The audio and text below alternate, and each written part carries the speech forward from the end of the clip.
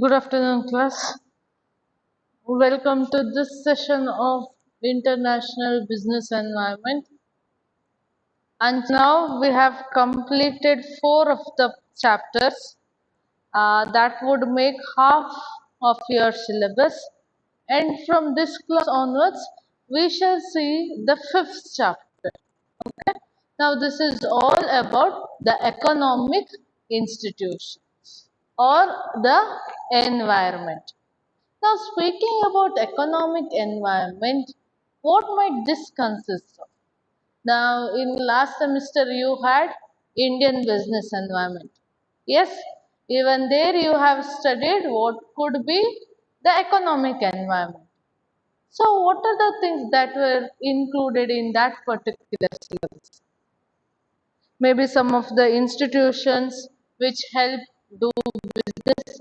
Yes, so definitely when we are speaking about international economic institutions, here we would be discussing or speaking regarding all those institutions or regarding all those trade agreements which helps business to go international. Or in other words, we can say why we should understand all these institutions or agreements. What is the use for a manager or for an entrepreneur by studying this economic environment? Okay. Now, why do you think it is necessary that we have to understand it? Institutions or some of the trade agreements, or see, when we tell institution, definitely, and when we speak regarding economic, money is involved. All that matters is capital. Yes, here we are speaking about international capital or some of the trade areas where we can do business, or the institutions which can help do business in an easy way. Why is it necessary that we understand all these things from the point of view of either a manager or a entrepreneur?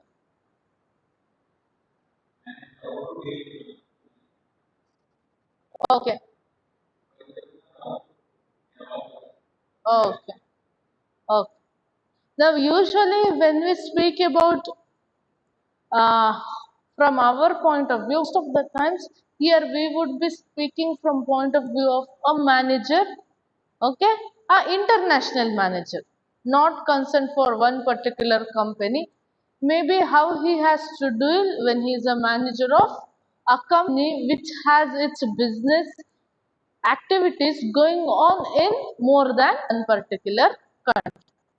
Now, understanding economic environment is important from the point of view that it will help do the business in a easy way.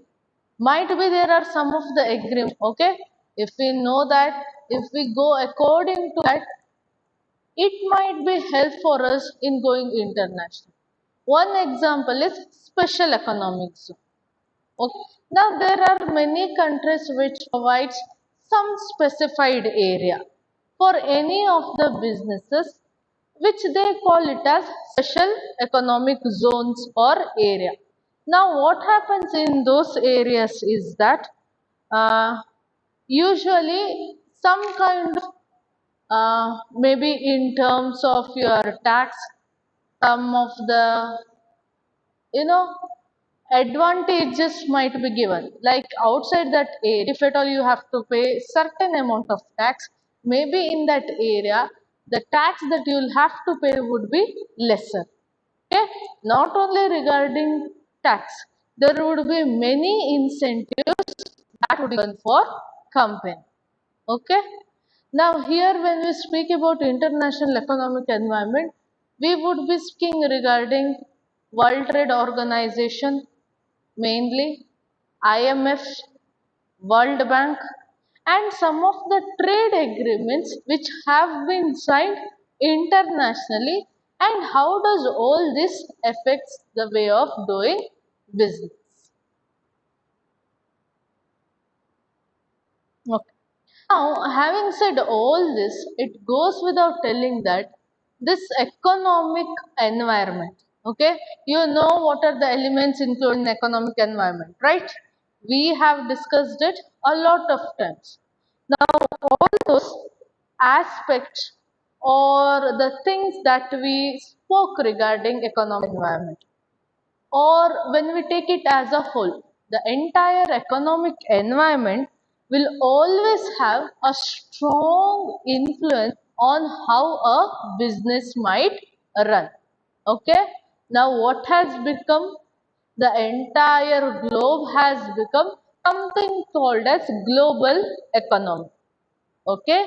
Now speaking regarding global economy, it is such a feature of business where there is less or least restriction on trade. There is free movement of labor, capital, yes, and goods. That is what called as global economy. Now when I tell goods, it is not only goods, it will also include service also. Okay, or in other words, nowadays the entire globe we can call it as unified economy. Okay, there aren't any economy which is not dependent on the other. They are than telling dependent, we can always tell it as it is interlinked with one another. Okay. Now, speaking regarding this, we already discussed under globalization or international business as to what are the merits and demerits. Fine. Whenever what you have to do is one topic, one particular topic, if at all it is there under one particular chapter in your syllabus, that doesn't mean that when you answer the question, you cannot bring it to some other. Okay? Usually there would be link between the topics and you can always develop your answer from some other chapters also. Fine. Now regarding your economic environment, might be for introduction you do not get anything from the chapter.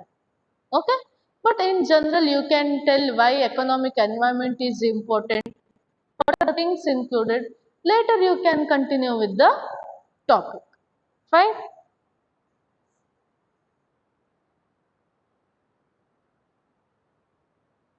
Now, it is always said a manager, especially an international manager, he should always be aware and updated regarding the economic environment, especially of the foreign environment or foreign countries, if at all they are planning to go international. Fine. See, now without telling, the economic environment will always include the rules and regulation part also. Okay, that is hidden behind the variables of economic environment. Fine. Now compared to all other chapters, definitely this chapter is going to be very, I mean, to put it in not so interesting. Fine. You cannot write in general regarding this particular chapter. You'll have to study something.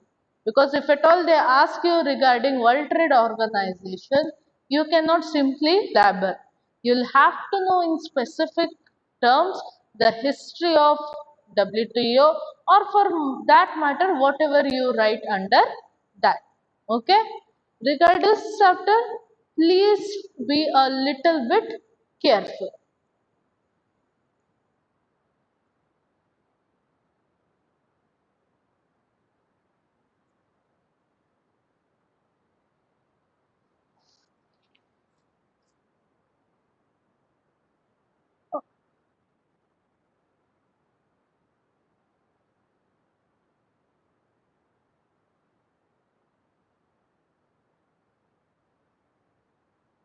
Okay, now what is the one more use usually when a business goes international? Now, all there aren't any points that you can take down. Okay, this is just discussions. Fine. This particular chapter mainly it is all about discussion. There aren't any kind of side points that you can take. Wherever is possible, I have put it in your. Maybe you can take some of the keywords. Okay, might be like global economy or globalization or the influence of economic environment. So take down the keywords and make your answers from that. Fine. Now, what is the one main use of going international?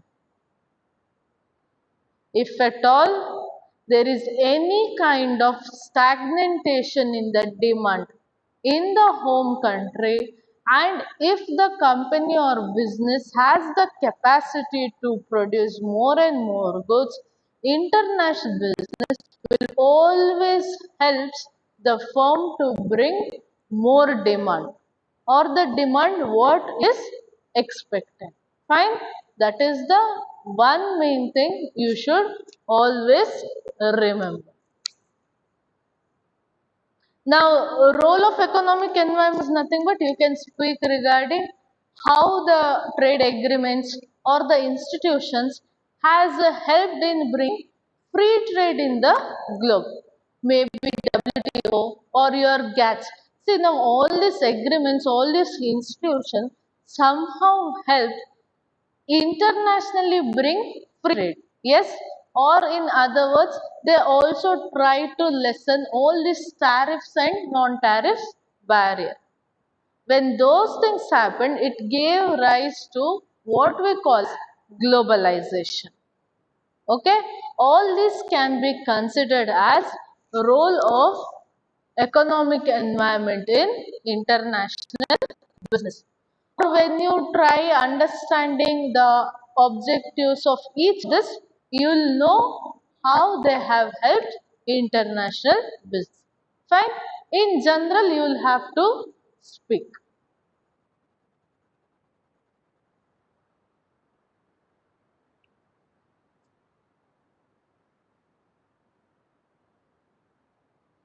Okay. So, can anybody tell what are the forms of economic system? Usually, we have already studied. To give an hint, there are three types.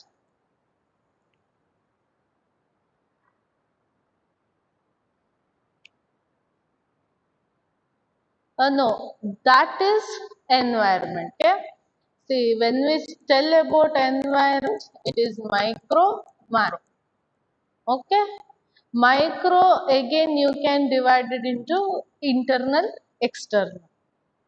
Now, whenever you speak regarding economy, the types are nothing but one is socialistic economy, other one is private, one more is mixed. Whereas our country is a mixed economy. Okay, each of this we should discuss in detail because that is what makes up your economic environment. Okay. Now, when a foreigner from outside the country has to come to our country, they'll have to know what is the type of economy it is, right? Whether the country gives more support for private people or whether the entire assets of the country is held in the hands of the government or whether the economy is such that where both can go hand in hand. Yes. Now, usually we normally tell private, social, and mixed. But now the recent trend, if we see, almost all countries are in the state of mixed economy. Okay. No matter which country tells, it is socialistic or it is uh, private economy, there would be some part which would be of the other. Okay, now for that example, America tells that it is a market based economy or it is capitalism. Yes, but then do you think the defense sector is in the hands of private people? Is it? Defense sector? None of the economy gives defense for private people. It would be usually held in the hands of government. Okay, most of them. I don't know in specific if there are any country. Fine. Now, having said, when approaching any of the host countries, it is very essential to determine what kind of economic state or economic condition or economic system prevails in that country. Okay, that would have direct impact on economic success of the company also.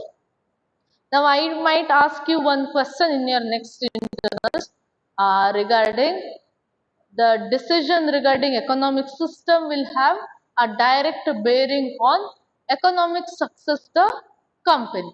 Elaborate. You might get a question. I am just letting you all know the question. So you will have to be in such a position where you can explain those things. Fine? Okay. Now, as I said that economic system will have a direct bearing on economic success because as we discussed earlier, some of the economists favor individual or private people or capitalism structure. Okay. Some other economists it will favor socialistic people. So whichever country you want to go, if at all those country comes under socialistic system, definitely you being a capitalist in nature, you cannot enter such a economy. Yes, all those things a global manager will have to remember. Okay. Now, and also this system will have effect in regarding it does welcome some types of organization than other kinds of organization. Okay, might be economic system, definitely there would be political parties also. Okay, now whenever you study the economic system, definitely you will have to study regarding the political parties of that particular, especially the ruling ones. Yes, now usually parties have their own ideologies and their own thinking of whom they would support. Now some of the parties might encourage, agriculture sector, some might encourage, industries. So whenever you enter international business, being a manager, you'll have to know all these things. Okay, and you'll have to decide a right time when you enter the international market.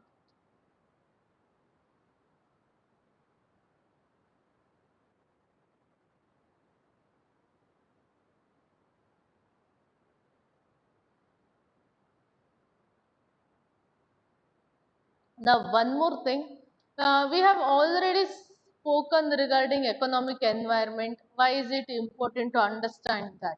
Yes, now your economic system especially helps you in understanding the economic environment in a better way.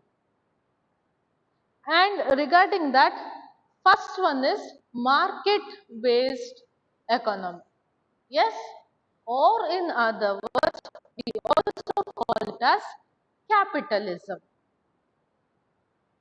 or where the assets of the country usually would be in the hands of private people. That is called as market based economy. Now, you might be having a question regarding why do we call market based? Yes, here usually what happens is whatever function happens in the market, it would be purely on the two free movement of market variable. One is demand, the other is supply. Okay. Yes. The other name is, if you have taken down, it is capitalism. The whole function that happens in the economy would be privately owned. Okay, that is to tell, the most of the assets will not be in the hands of the government, but under the name of individual people who reside in the country. Usually the decisions to maybe produce goods or to distribute goods, for that matter, when I tell goods, it also includes service. All the decisions would be taken by individual firms or the individuals, and it would be purely on the basis of market forces. And whenever we tell market forces, it is nothing but demand and supply. Okay. Now that is to tell, usually what happens when it is when the country, I mean when it is socialistic system, is that the government will be having power to restrict something. Yes, the decision regarding what should be produced, what should be distributed could be manipulated by the government. But under capitalism or market based structure, it is not going to happen so. It would be purely on the basis of market forces.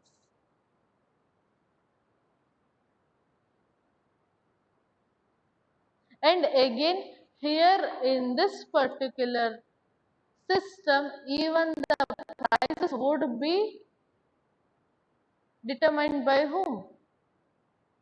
Yes, price also, it is not the individuals. All decisions would be based on the market forces, and the prices would be determined by market forces. Okay, that is to tell, whenever there is more demand, what happens for the price? Usually it starts rising. Yes, whenever the demand is less, it starts to drop slowly. And supply should be such that it should match the demand. Only then can a firm survive. And usually, as we said earlier, the means of production and the resources would be owned by individual people. I hope you can make all this. Should I give key points? Yes.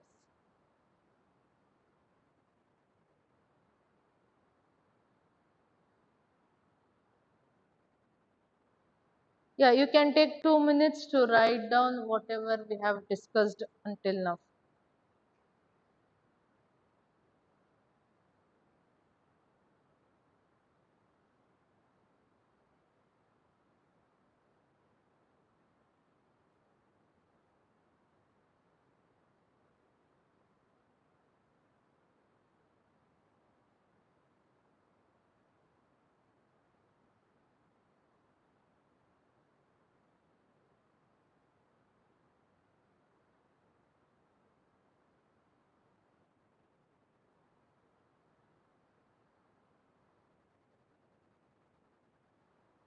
Now, which countries we can give as example for capitalistic country? USA, United States of America. Which other countries?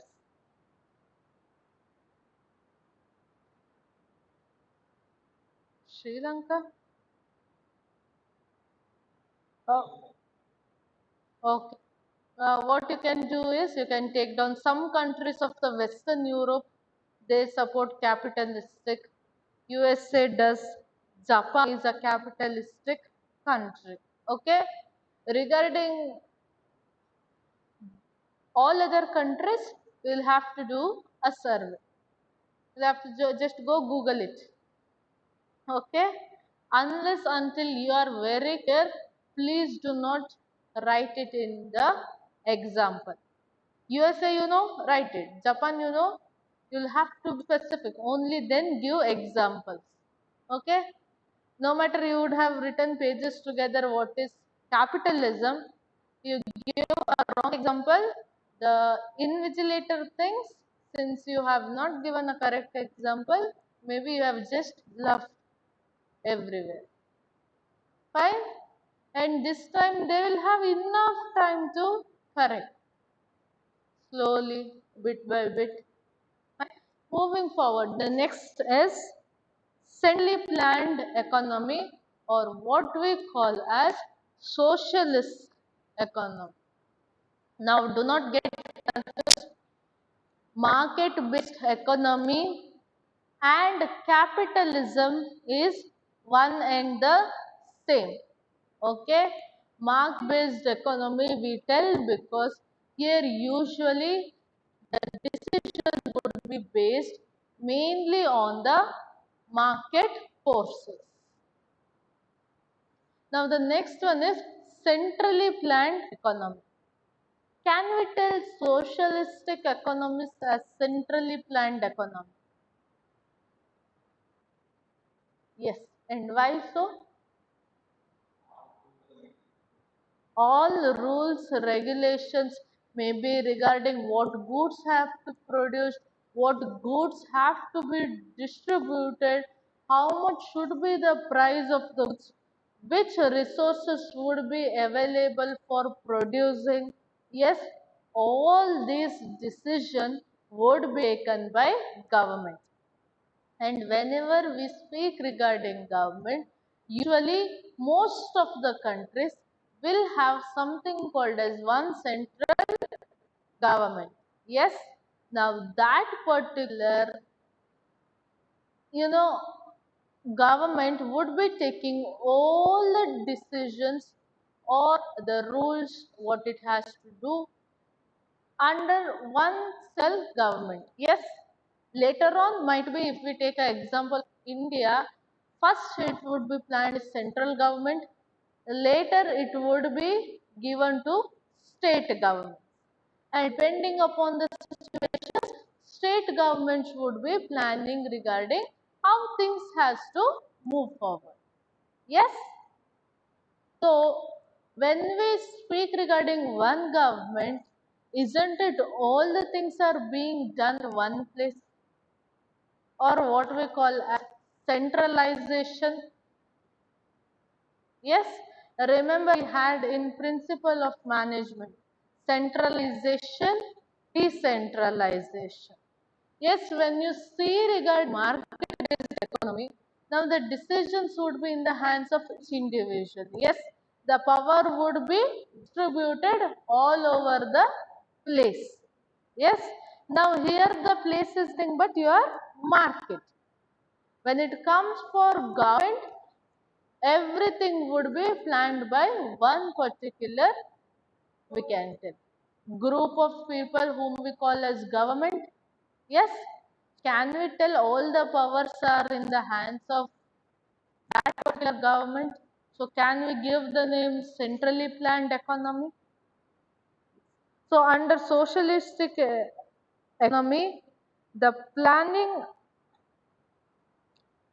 usually the planning is very much necessary and decision regarding, as I said earlier, the production distribution is taken by central authority and usually depending upon the fulfillment of some particular economic, social and political objectives, these decisions would change later on.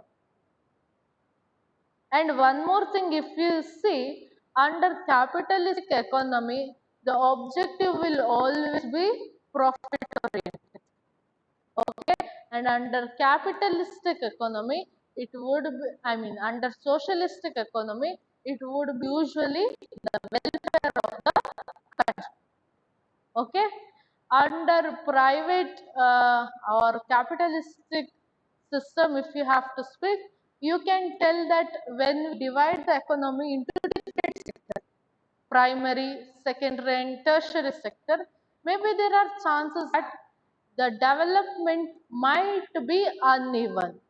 Okay, usually people would be taking or doing business in that particular sphere which proves to be more profitable, right? But under socialistic economy, usually the development would be equal. Yes, which is going under some kind of crisis, the government takes up measures to rebuild that particular sector. Fine.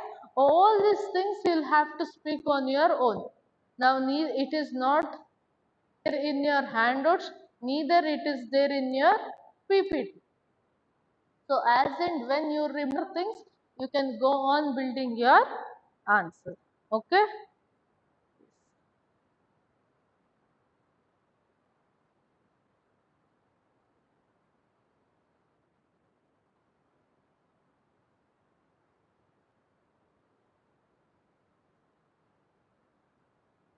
Okay. And one more thing that we can make a difference regarding market-based economy and centrally planned economy is that under market-based economy, it is consumer sovereignty. Okay.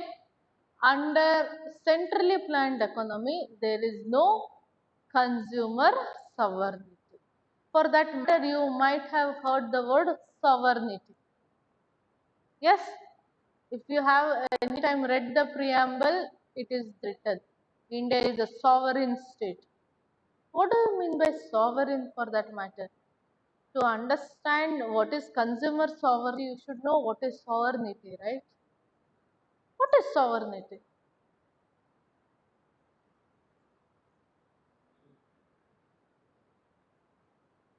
No, I am asking what is sovereignty?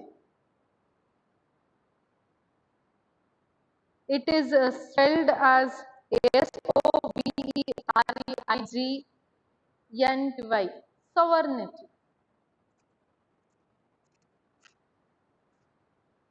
Sovereignty is nothing but the utmost power. Okay. Now in a market-based economy, they are telling it is a consumer sovereignty system. Why is it so? Because it is consumer who would decide the demand. Yes, when they ask goods, the demand of that particular goods rises. Yes, usually the capitalistic economy or market-based economy is a consumer sovereignty system.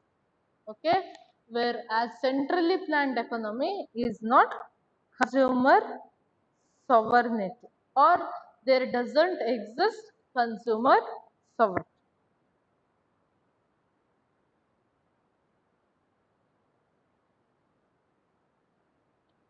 So which countries can we give example as centrally planned economy? One favorite country of, yes, China is a, yes, socialistic, or your USSR, Poland, Hungary. Okay. So to whenever you tell capitalistic economy, remember USA. When it is socialistic country, remember China. Whenever it is mixed economy, the best example is India. Yes. Now these three countries, if you see economic report of the recent one, now these three countries come within the five power economic system of the world: India, China, and USA. I do not know the positions in particular, but three of them come within the top five economic systems of the globe. Okay, I'm not speaking regarding the richest. I am speaking regarding the powerful economies. The next one is mixed economy. Now, since we know market based centrally planned, whatever we have written that, can we combine it here under mixed economy? Yes, is it so?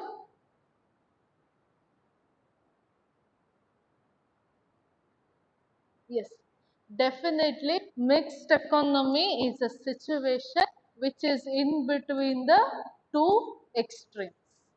Now, here two extremes is one where there is no government involved at all. The other where the entirely it would be in the hands of government. For matter, your mixed economy would be a way in between these two. Okay. Now there is a person you might have heard, Keegan. Okay, he has said something regarding what a mixed economy is. I quote him: "There are no pure market or command allocation system among the world economies. All are mixed in nature." You understood? I repeat, there are no pure market or command allocation system among the world economies. All are mixed in nature. Before 15-20 minutes we discussed this thing, right?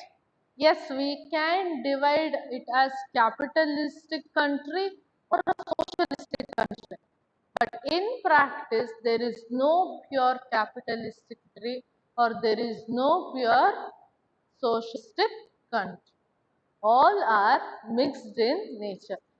Now, when he said regarding command allocation system, it is nothing but centrally planned. According to him, command allocation is the government plans and it tells what it has to do. So that particular thing he has taken in the words of command allocation system. Okay. Now that is undoubtedly true, right? Why? As we said earlier, uh, it has both private sector also, public sector also. Whenever we tell private sector, the assets would be in the hands of private individuals. That is to tell, the assets would be in the name of the individuals of the country. But whenever we tell socialistic, the assets would be under the name of government. Okay, you can use it, you can work there, the government pays you for working, but you can never own it. That is what happens in China. Or okay, I will give you, you'll have to know for yourself. Okay, what kind of economic system is there in South Korea, what kind of economic system is there in North Korea. Now it is your work, you see what it is. Is it even socialistic or is it dictatorialship? Now it depends upon you. You will have to do a study. What kind of economic system is there in North Korea and what kind of economic system is there in South Korea? Okay? Yes. Do you think you can go and start a business there anytime easily? Yes. Do you think you can go and start business in that particular country? Which is it, north or south? Forget about starting a business. When you go visit that country and come back, they would check your WhatsApp also regarding what photos you have taken, whether they can help you for having those photos or whether it should be deleted. And they do not have even the freedom of media also. There are 4 channels which is owned by the government itself, and government even decides what they watch. In a way better.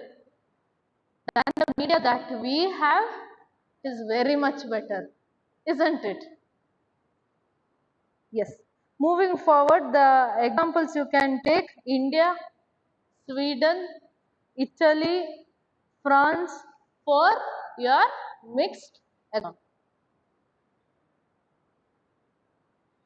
Nepal,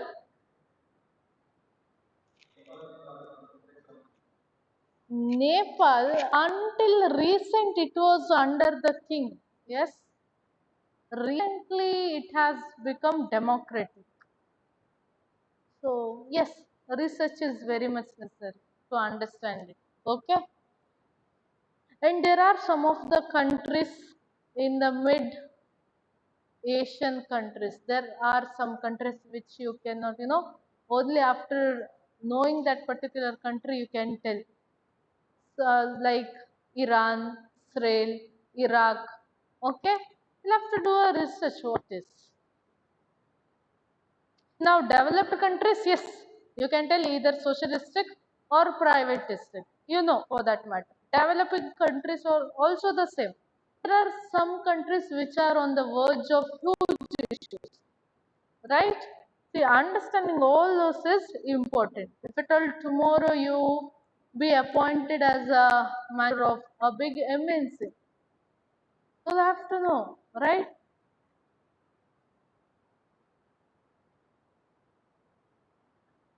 And usually under mixed economy, what happens is that the economic setup under this particular philosophy usually would be split into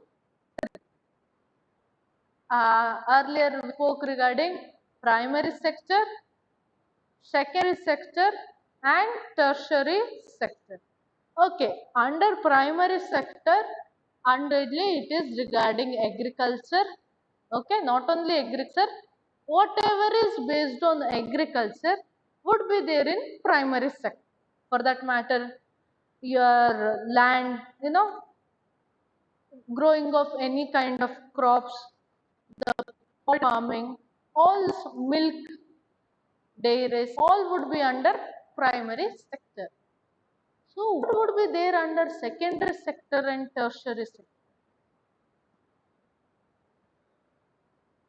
Service under where shall I put? Secondary, tertiary, secondary service, sure. So, where shall we put all this IT, education, hospitals? Now, yet again, it is your work. You go back and see what are the industries that are included in secondary sector. What are the industries that are included in tertiary sector? Because if I tell, half of you will not be listening, half of you have joined the meeting not listening, and for the rest you will forget as time comes. So if you go and if you do the research, you will remember. Tomorrow's class, maybe you will tell me what are the industries included in secondary and tertiary. Okay? Yes.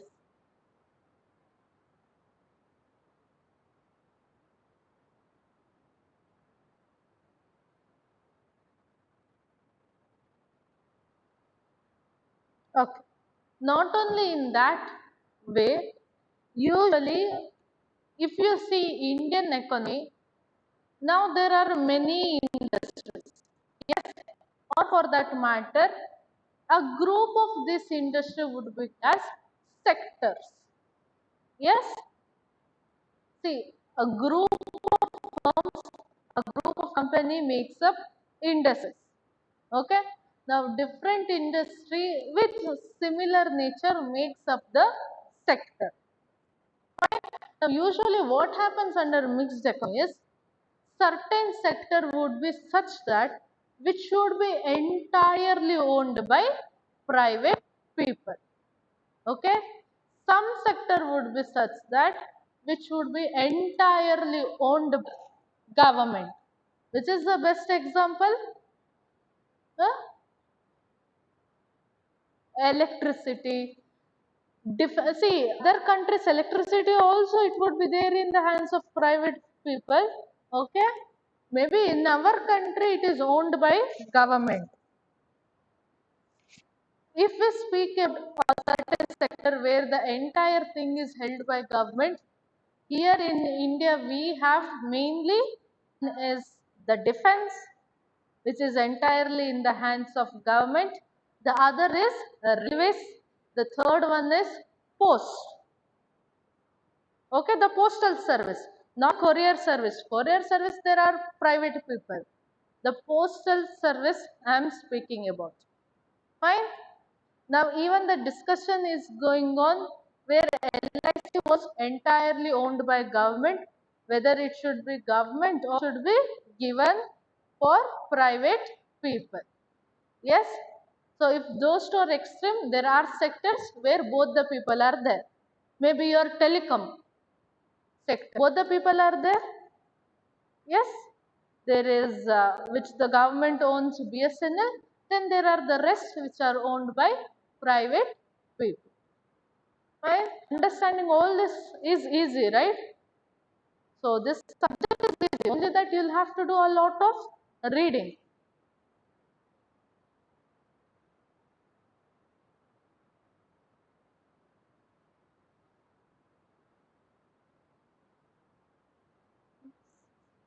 So shall we continue further for this session? Or, I mean, in this session, or shall we see it in next session? No, it depends upon you people, not them. Next session? Okay. Thank you for your patience listening class. Wait until I would take down your attendance.